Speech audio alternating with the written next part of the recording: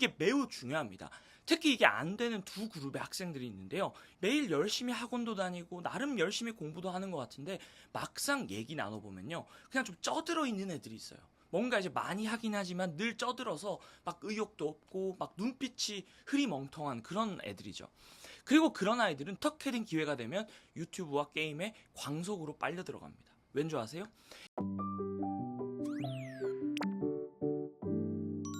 안녕하세요. 오랜만에 찾아뵙는 조코치입니다. 여름방학 시작이 이제 한 달 앞으로 다가왔는데요. 그래서 이제 부모님들 중에는 이미 우리 아이들 여름방학 계획, 또 세팅 뭐 이런 거 완료하신 분들도 계실 것 같습니다. 반대로 이제 또 어떤 부모님들 중에는 이제부터 여기저기 막 학원 여름방학 특강 알아보시거나 이미 또 특강들 막 마감돼가지고 급하게 막 막차로 등록하신 분들도 계실 것 같습니다. 그래서 오늘은 여름방학 때 우리 아이 뭘 시켜야 하지, 어떻게 시간을 보내지 고민하고 계신 부모님들께 도움이 될 만한 이야기를 좀 드려보려고 합니다. 그리고 이제 오늘 또 영상 끝에서는요, 지난 5월 달에 이어서 많은 분들이 기다려주신 또 조작가의 더 학생 원데이 클래스 소식까지 나눠드리려고 하니까요, 영상 끝까지 시청해주시면 좋을 것 같습니다. 일단 오늘 제가 이 주제를 좀 다루는 이유는 여름방학 동안 뭐 이런 것들을 하세요. 이 과목은 이렇게 하시고요. 저 과목은 이렇게 하세요. 라고 말씀드리기 위함이 아닙니다. 왜냐하면 이 영상 안 보시더라도 이미 부모님들 머릿속에는 다른 집 애들 뭐 이것도 하고 저것도 하고 막 그런 것들 보면서 우리 아이한테도 시켜야 될 것 같은 것들이 이미 넘쳐나실 것 같거든요. 그런데 실제로 그렇게 주변 부모님들이 여름방학 때 이거 하더라 저거 하더라 해서 따라 시키거나 혹은 남들이 뭐 이거 해라 저거 해라고 얘기해서 그렇게 여름방학 아이들 스케줄 꽉꽉 채웠을 때 방학 끝나고 나서 이번 방학 너무 훌륭했어, 계획대로 아주 성공적이었어 생각 드셨던 적 있으셨나요? 저는 그렇게 방학 보낸 분들 중에 이번 방학 진짜 잘 보냈어 하는 경우를 본 적이 없습니다. 제가 이 오늘 영상을 찍은 이유가 바로 이 때문인데요. 방학만 되면 부모님들은 부모님들대로 돈 많이 쓰시고 또 애들은 애들대로 놀지도 못하고 뭔가 열심히 하는데 늘 방학이 끝날 때 되면 부모님들은 애들한테 너 도대체 방학 동안 뭐 했니? 도대체 방학 동안 남은 게 뭐야? 라고 잔소리를 하게 되고 부모님과 아이들 모두 서로 의도치 않게 마음만 상하게 됩니다. 그래서 제발 이번 여름방학만큼은 그런 돈 낭비, 시간 낭비, 그래서 막 후회 가득한 그런 여름방학 보내시지 않기 위해서 여름방학 계획을 세울 때 부모님들이 좀 하시는 가장 흔한 실수, 그리고 또 가장 중요하게 고려해야 할 세 가지 원칙과 기준에 대해서 이야기를 하나씩 좀 짚어보려고 합니다. 그래서 이 영상을 보시고 나서 딱 하루 이틀 정도만 정말 깊이 고민해 보시고 또 그걸 아이와 상의하고 반영해서 계획을 세우신다면 단언컨대 이번 방학은 정말 이전과는 다르게 보내실 수 있을 겁니다. 그럼 이제 먼저 부모님들께 오늘 얘기해서 가장 중요한 첫 번째 질문을 던져보겠습니다. 부모님들께는 혹은 우리 아이들에게는 이번 방학에 구체적인 목표가 있으신가요? 쉽게 말해서 우리 아이에게 필요한 것이 구체적으로 고려된 상태에서 무엇을 시켜야 할지를 계획하셨는지 여쭙는 질문입니다. 물론 이제 방학이라는 기간은 교육 외에도 또 보육의 측면에서 부모님들이 예를 들면 직장 생활을 하시면 학교가 비는 시간 동안 아이를 케어해 줄 곳이 필요해서 이제 사교육을 시키는 경우들도 있죠. 근데 이제 그런 것을 감안하더라도 이 방학이라는 시간이 아이에게 어떤 것을 남기는 시간이 되어야 하는지에 대한 명확한 목표가 필요한데요. 이 질문에 대한 명확한 답 없이 그냥 이것저것 막 시간만 채워 넣은 계획은요, 단언컨대 무조건 실패합니다. 왜냐하면요, 목표가 없으니까 주변에 다른 집들 하는 거 보면서 방학 때 이것도 해야 될 것 같고 저것도 해야 될 것 같고, 그래서 결국 방학 지나고 나서 또 다른 집 애들은 이걸 했네 저걸 했네 하면서 이미 방학을 나름대로 타이트하게 보냈음에도 후회와 아쉬움이 가득할 수밖에 없습니다. 그리고 또 그냥 막연하게 뭉뚱그려서 다 잘하게 됐으면 좋겠다, 그래서 이번 방학 때 시간도 많은데 다 열심히 좀 해서 다 성적을 좀 끌어올려야겠다 생각하시면요, 그것 또한 방학 망하는 아주 대표적인 지름길이 됩니다. 왜냐하면요, 부모님들이 생각하시는 것보다요, 방학이란 시간이 그렇게 길거나 시간이 많지가 않습니다. 왠 줄 아세요? 예를 들어 볼게요. 부모님 혹시 방학이라고, 그래 방학은 놀 방 배울 학이지, 학교도 쉬는데 학원도 쉬어야지 이러면서 학기 중에 다니던 학원이나 사교육 쉬거나 중단하시는 경우 있으셨나요? 아마 그런 분들 잘 안 계실 겁니다. 방학 중에도 학기 중에 다니던 기존 학원은 학원대로 가죠. 또 방학 왔다고 학원을 바꾸는 경우는 있어도 학원 시간을 줄이는 경우는 잘 없습니다. 오히려 보통 학원 특강은 이제 기존 학기 중 진도 수업, 그 반의 수업은 그대로 진행이 되고 거기에 방학 특강, 뭐 별도 수업 이런 것들이 덧붙죠. 예를 들면 수학은 뭐 선행이나 심화, 또 영어는 문법이나 독해 특강 이런 것들이 덧붙습니다. 그리고 보통 그 시간은 적어도 학기 중 학원 시간만큼은 덧붙는 것 같습니다. 그러고 나면 어떻게 돼요? 이미 여기서 추가된 특강 시간들이요, 비어있던 학교 시간을 다 채우고도 남습니다. 그리고 보통 이렇게 시간을 더 채우고 나면 부모님들 어떻게 하세요? 거기에 또 새로운 것들을 더 하십니다. 그러면 이제 애들은 사실 체감하기로는 학기 중이나 방학 중이나 별 다를 바가 없어요. 오히려 학원 특강 막 덧붙었으니까 숙제만 2배, 3배로 늘어난 셈이 됩니다. 학기 중에도 빡세고 힘들어서 숙제도 제대로 안 해가고 막 공부하기 싫다 했던 애들이 갑자기 막 방학 됐다고 독한 마음 먹고 이번 방학은 막 잘해봐야지 하면서 더 많아진 공부를 웃는 얼굴로 할 수 있을까요? 절대 안 합니다. 절대 안 달라져요. 진짜 저도 이런 시행착오를 중학교 동안 정말 많이 겪어봐서 너무 잘 압니다. 그렇게 방학이 지나고 나면요, 사실 남은 게 없습니다. 아이들은 이렇게 인풋 넣는다고 그냥 아웃풋이 나오는 그런 자판기 같은 존재들이 아니죠. 각자가 소화할 수 있는 양은 이미 정해져 있고 반대로 방학 때 막 마음은 좀 막 붕 떠 있어요. 근데 거기에 공부 양만 늘어나면요, 아이들은 그 과정에서 공부로부터 더 멀어지고 공부의 벽을 느끼게 됩니다. 왜냐하면 방학인데도 공부 나름 막 하고 있는데도 숙제가 안 끝나요. 그러면 결국 막 열심히 하는데도 내가 나아지고 성취하는 경험보다 해도 안 되고 맨날 숙제 안 했다고 혼나는 실패 경험을 방학 때도 매일같이 쌓게 되는 겁니다. 그럼 점점 더 공부는 하기 싫어질 수밖에 없죠. 그러니까 방학이 끝나고 나면 부모님은 막 방학 동안 열심히 선행도 하고 예습도 했으니까 2학기 때는 막 중간고사 잘 보겠지 기대하시지만요, 오히려 성적이 떨어지거나 아이들의 의욕은 더 떨어지고 공부하기 싫은 상태로 2학기를 시작하게 됩니다. 그래서 이쯤에서 이제 우리가 꼭 기억해야 할 아인슈타인의 명언이 있는데요. 같은 행동을 반복하면서 다른 결과를 기대하는 건 미친 짓이다. 왜 그렇게 많은 돈과 시간을 쓰면서 후회하고 아이와는 사이만 더 나빠지는 방학, 이제 좀 그만해야 되지 않을까요? 정말 다르게 해야 다른 결과를 얻을 수가 있습니다. 그럼 이제 뭘 다르게 해야 될까요? 차마 제가 뭐 기존에 학기 중에 하던 주요 과목들 스케줄까지 빼시라고 말씀드리진 않겠습니다. 사실 제가 봤을 때는 학기 중 스케줄에도 이미 빼야 될 것들 투성인데 그건 이제 부모님들이 적절히 뭐 판단해 주시리라 믿고요. 최소한 방학이라고 더해지는 특강이나 다른 과목들 수업이나 사교육들은 지금부터 이야기 드릴 기준을 가지고 좀 선택을 해 주셨으면 좋겠습니다. 예를 들어 저희가 하는 디넷 프로그램도 마찬가지예요. 이제 디넷 방학반이 이제 오픈하지만 사실 부모님들이 문의하셨을 때 아이들 스케줄이 이미 풀인 상태로 어떤 것도 빼지 않고 디넷을 추가하시는 경우에는 차라리 하시지 말라고 말씀을 드려요. 왜냐하면 성취 경험을 쌓고 아이가 방학 동안 자기 꿈을 찾아보겠다는 아무리 좋은 취지로 시작을 해도요, 아이가 감당할 수 없고 이미 그걸 감당할 가용 시간이 없으면 그건 구조적으로 무조건 실패 경험을 쌓을 수밖에 없습니다. 지금까지 디냅을 해봤을 때 아쉬운 결과로 조금 이제 끝난 친구들을 보면 그런 경우가 많았어요. 시간은 없는데 거기에 억지로 추가가 되니까 아무리 열심히 해도 소화를 하기가 쉽지가 않은 겁니다. 그렇기 때문에 이제 새롭게 추가되는 게 있다면 저는 기본적으로 한두 가지 정도만, 아무리 많아도 그게 뭐가 됐든 3가지가 넘지 않는 범위 내에서 추가하시라고 말씀을 드리고 싶어요. 그리고 이제 새롭게 추가되는 것들도 교과목과 관련된 거라면 저는 그걸 왜 추가하는지에 대한 필요와 목적이 분명해야 한다고 생각합니다. 예를 들어서 1학기 때 영어 시험을 봤더니 뭐 늘 문법에서 좀 어려움을 겪었다. 그래서 적어도 한 달 동안 뭐 1학기 혹은 2학기에 해당하는 영어 문법을 좀 진도를 나가서 내가 실력을 키워보겠다. 그래서 이제 학원이 됐든 인강이 됐든 진도를 빼고 노트에 단권화를 해서 정리를 하고 문제집을 한 권 풀겠다와 같이 매우 구체적인 방식으로 목표가 수립되어야 됩니다. 예를 들어 수학 같은 경우에도 내가 해보니까 뭔가 함수 파트가 지금 부족한 것 같다. 혹은 뭐 내가 전 학기는 상관없었는데 다음 학기 선행이 전혀 안 돼 있다.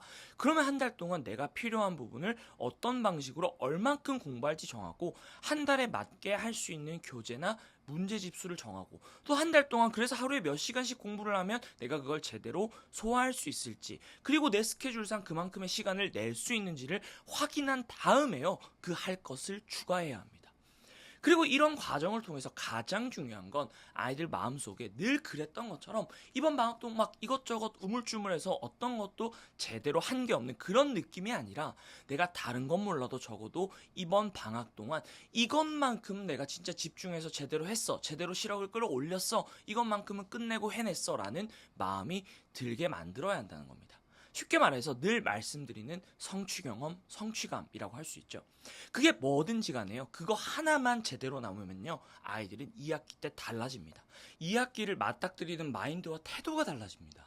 성취감은요, 아주 강력한 관성을 가지고 있어서요. 아주 작은 습관의 힘 저자 제임스 클리어는 이렇게 말했습니다. 결국 그 작은 성공들이 그 사람이 나는 이런 사람이야 라는 스스로 믿는 정체성을 바꿔서 그 정체성이 결국 좋은 습관을 만들고 습관을 바꾼다고 말했습니다. 요컨대 바쁜 학기 중에는 시험도 있고 워낙 할 게 많기 때문에 오히려 방학 동안 아이들에게 남겨야 하는 것은요. 아이들이 자기 자신을 바라보는 관점을 바꿀 만한 성취 경험을 얻을 수 있게 해주는 겁니다. 그래서 과연 우리 아이가 방학 동안 성취 경험을 쌓고 성취감을 느낄 수 있는 구조로 이 여름방학 계획이 세팅되어 있는가. 이게 이제 바로 방학 스케줄을 짜실 때 고려해야 할 가장 중요한 첫 번째 목표이자 기준이어야 한다는 겁니다. 이제 그럼 여기서 중요한 포인트가 또 한 가지 나오는데요. 이제 조금 전에 말씀드렸던 스케줄상 그만큼의 시간을 낼 수 있는지를 확인하는 것. 이게 매우 중요합니다. 특히 이게 안 되는 두 그룹의 학생들이 있는데요. 예를 들어 첫 번째로 제가 초등이나 중등 학생들 만나보면 매일 열심히 학원도 다니고 나름 열심히 공부도 하는 것 같은데 막상 얘기 나눠보면요. 그냥 좀 쪄들어 있는 애들이 있어요. 뭔가 이제 많이 하긴 하지만 늘 쪄들어서 막 의욕도 없고 막 눈빛이 흐리멍텅한 그런 애들이죠. 그리고 그런 아이들은 조금만 자투리 시간이 나도 어떻게든 기회가 되면 유튜브와 게임에 광속으로 빨려 들어갑니다. 왠 줄 아세요? 이 지옥 같은 일상에서 정말 이 숨막힌 일상에서 잠시나마 몰입해서 벗어날 수 있는 릴렉스의 기회가 그때밖에 없거든요. 그리고 이런 애들을 보면 대부분 부모님이 가용 시간에 대한 고려 없이 학원 스케줄 무지막지하게 짜놓은 분들이 많아요. 그러니까 맨날 새벽까지 숙제해도 늘 숙제를 다 못해가죠. 또 다른 한 그룹은요. 이제 아이들이 현실적인 계획 수립이 안 되는 경우인데요. 예를 들어 중학교에 가서 적어도 중위권 이상 하는 친구들. 더 구체적으로는 평소에 책상에도 좀 앉아있고 시험 기간 되면 공부도 막 열심히 하는데 성적이 안 나오는 친구들이 있죠. 그런 친구들도 특징 중 하나가 머릿속에 해야 할 것들만 가득 차 있어요. 저것도 부족하고 저것도 부족하니 이 인강도 방학 때 들어야지, 이 학원 특강도 방학 때 들어야지, 이 문제집도 방학 때 풀어야지. 계획은 많습니다. 근데 그런 친구들 무조건 방학 계획 절대 실천 못합니다. 왜냐? 대부분 머릿속에 내가 실제로 쓸 수 있는 가용시간이라는 개념이 머릿속에 없거든요. 이 두 가지 그룹 아이들의 공통점 모두 결국 바로 아이도 부모님도 학원이나 그 외 여러 가지 사교육들 하면서 해야 할 것들에 대한 생각만 있고 반대로 내가 할 수 있는 시간, 할 수 있는 범위라는 생각이 없는 경우가 많다는 겁니다. 그런데 제가 늘 말씀드리지만 계획은 우리가 왜 세우는 거예요? 시간이라는 자원이 제한되어 있기 때문에 세우는 겁니다. 가용 시간이 고려되지 않은 계획은 무조건 실패할 수밖에 없는 계획이죠. 그런 애들은요, 결국 최종적으로 공부로부터 멀어집니다. 물론 이제 그렇게 빡세고 무리한 스케줄을 결국 어떻게든 소화해내고 막 거기서 성취 경험을 쌓는 애들도 있겠죠. 하지만 그건 극소수고요. 대부분의 애들은 결국 구조적으로 실패 경험을 쌓을 수밖에 없게 됩니다. 그래서 저는 이제 만약 우리 아이가 학원도 보내고 이것저것 많이 시키는데 숙제가 밀리거나 뭔가 틈만 나면 스마트폰과 게임에 빠졌든다. 그러면 또 혹은 맨날 열심히 학원도 열심히 다니는데 늘 그에 비해서 막 성적이 잘 안 나온다. 그러면요. 지금 보여드린 이 표를 가지고 아예 일주일 동안 아이의 스케줄을 한번 파악해 보세요. 학원 수업이나 뭐 자는 시간, 밥 먹는 시간 적어 놓고요. 그 시간 빼고 아이에게 주어진 시간이 얼마인지를 정확하게 한번 보는 겁니다. 그리고 그것과 함께 실제로 그 학원이나 수업에서 주어지는 숙제를 하는데 현실적으로 어느 정도의 시간이 소요되는지 한번 파악하고 계산해 보세요. 그러고 나서 실제 아이에게 남는 시간 얼마 있는지 한번 보세요. 그렇게 되면 어떤 경우에는 애초에 새벽까지 숙제를 하지 않으면 숙제를 소화하기 힘들구나 하는 걸 확인할 수도 있으실 겁니다. 그리고 여기서 이제 다시 한번 말씀드리지만 애들은 기계가 아닙니다. 100시간이 가용시간이 있다고 해서 100시간을 다 숙제하고 공부하는 기계가 아니죠. 아무리 적어도 3분의 1이나 절반은 자기 하고 싶은 걸 하는 시간이 있어요. 그 시간에 뭔가 재충전을 좀 하고 나머지 시간에 해야 할 것들을 제대로 할 수가 있습니다. 제발 우리 어른들도 좀 부모님들도 못하는 걸 아이들에게 기대하지 않으셨으면 좋겠어요. 그리고 이제 그 가용 시간을 가지고 우선순위를 정하는 겁니다. 이때 이제 제가 늘 말씀드리는 또 생텍쥐베리의 명언이 있죠. 완벽함이란 더 이상 추가할 게 없는 상태가 아니라 더 이상 뺄 것이 없는 상태다. 진짜 완벽하게 방학을 보내려면요, 뭔가를 추가하기 전에 덜 중요한 것들을 덜어내야 합니다. 그러니까 시간이라는 자원 대비 해야 할 것들 중에서 뭐가 더 중요하고 뭐가 덜 중요한지를 구분하는 일, 무엇부터 할지가 아니라 뭐부터 버릴지를 정하는 게 진짜 우선순위를 세우는 일이라고 할 수 있죠.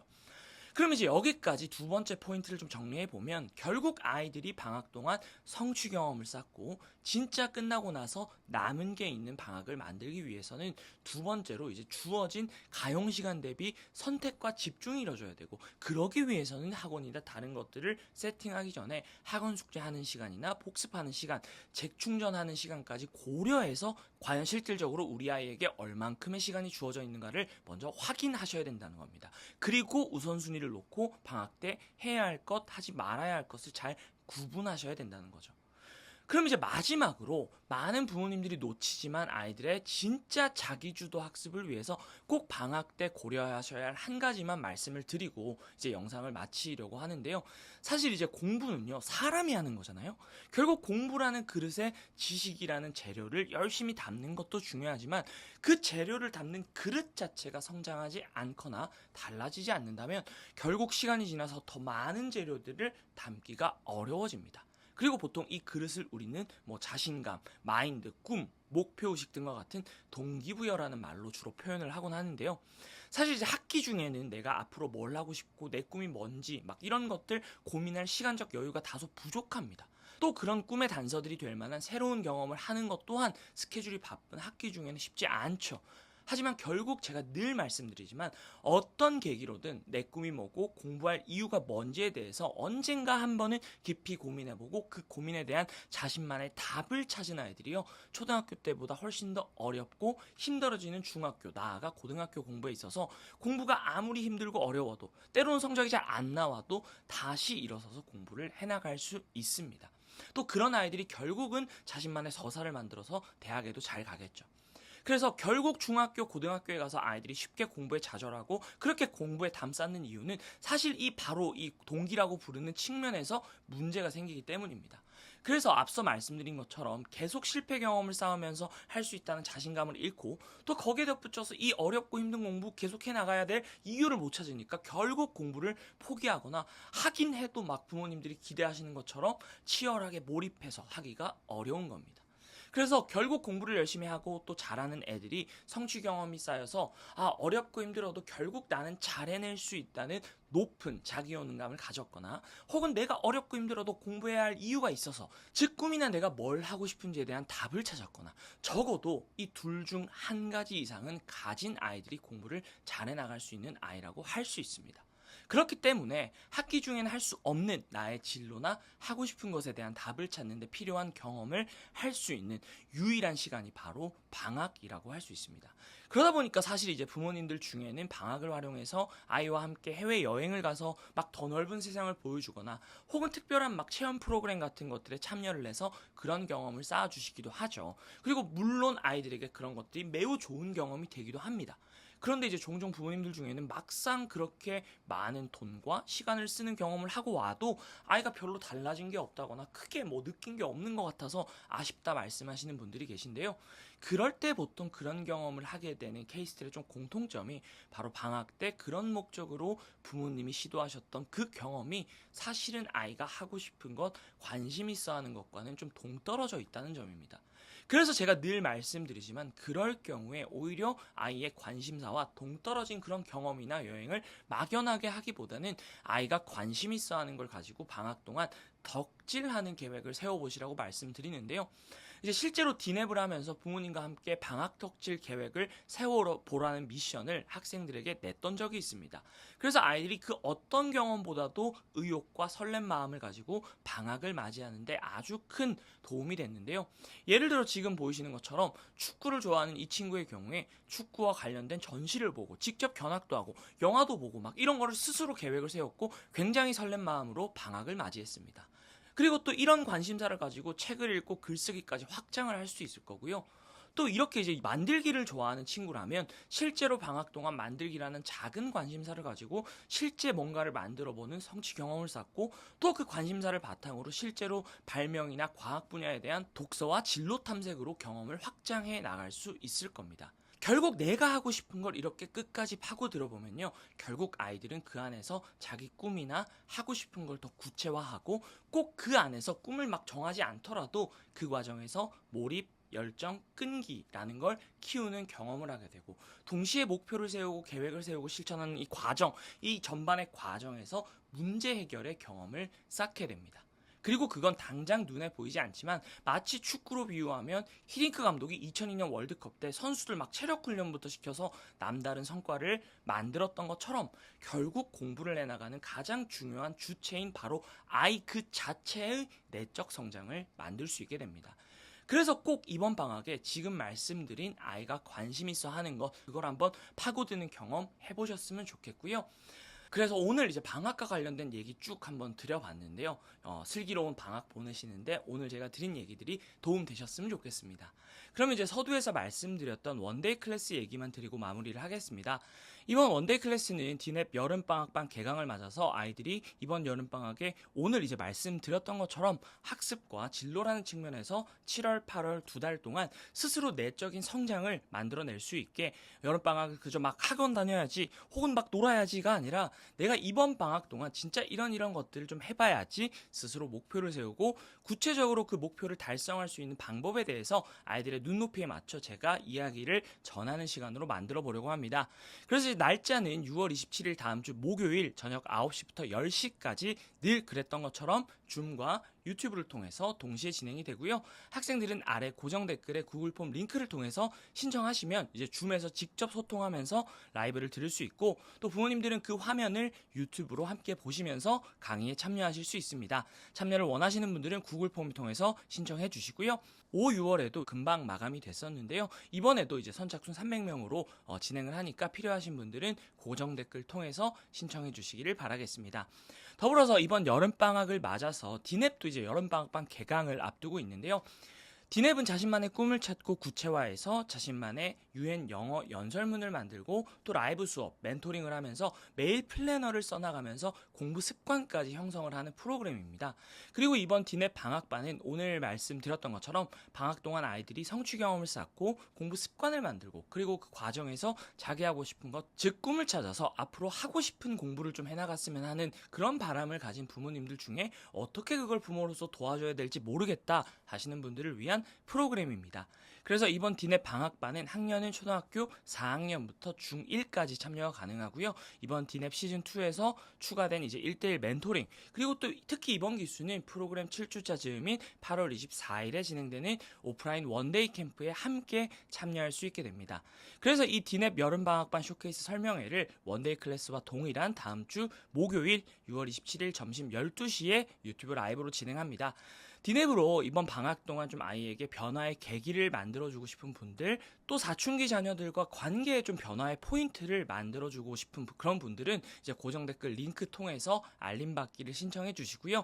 혹시라도 12시 참여가 어려운 분들을 위해 원데이 클래스가 끝나고 약 30분 정도 미니 쇼케이스를 진행하니까 참고해 주시기를 바라겠습니다. 그럼 이제 다음 주 목요일에 학생들은 원데이 클래스로, 부모님들은 디넵 여름방학반 쇼케이스로 찾아뵙겠습니다. 그리고 마지막으로 디넵을 방학 때 경험했던 한 친구의 성장 스토리가 담긴 연설 영상을 보여드리면서 오늘 영상 마치도록 하겠습니다. 6개월 전을 생각해보면 제 꿈은 돈 많은 백수였습니다. 보시는 것처럼 저는 평범한 한 명의 학생입니다. 언제나 해야 할 일보다는 노는 게 먼저고 게임이 먼저인 사람이었습니다. 노력하는 게 귀찮고 싫었습니다. 노력이라는 건 굉장히 어렵고 힘든 거니까요. 과연 내가 잘할 수 있을까? 노력한다고 해서 뭐가 크게 달라질까? 스스로에 대한 확신이 부족했습니다. 이렇게 의심하면서 내가 더 나은 사람이 될 수 있다는 걸 믿지 못하고 노력을 뒤로 미뤘던 것 같아요. 그랬던 제가 지난 6개월 동안 저만의 꿈을 찾았습니다. 그래서 저도 할 수 있다는 걸 확인해 보고 싶었고, 불가능해 보일지라도 나만의 목표를 세워보고 싶었습니다. 그래서 저는 겨울방학 2달 동안 도서관에 매일 가겠다는 스스로의 약속을 세웠습니다. 도서관에 도착하면 바로 플래너를 작성했습니다. 제가 어떤 부분이 부족하고 어떤 부분을 잘할 수 있는지 알게 되었습니다. 이렇게 내가 스스로 시간을 관리하니까 점점 더 많은 계획에 도전하게 되었습니다. 그 전에는 공부를 왜 해야 하지? 라고 생각했던 제가 나는 더 잘할 수 있는 사람이다 라는 마음과 목표가 생기면서 학원에 입학할 때 52점밖에 안 되었던 시험 성적이 2달 후에 100점으로 올랐습니다. 어떤 일을 하고자 하는 이유와 노력에 따라 결과가 전혀 달라질 수 있다는 걸 깨달았습니다. 더 나은 사람, 더 멋진 사람, 더 잘하는 사람이 되고 싶단 마음은 누구나 다 가지고 있을 겁니다. 그런데 그걸 위해 노력하는 게 어렵고 노력해도 과연 될까? 라는 생각이 드실 겁니다. 그럼 꿈을 만들어 보는 건 어떨까요? 꿈은 그저 여러분이 원하는 목표입니다. 여러분이 원하는 걸 찾아보세요. 그저 하고 싶은 목표를 따라가세요. 그리고 그 목표를 위해 노력하세요. 그렇게만 한다면 꿈을 찾고 이룰 수 있을 겁니다. 나는 노력하면 반드시 더 좋아질 수 있다. 나는 나만의 목표가 있다. 라는 스스로에 대한 믿음을 꼭 가져보세요.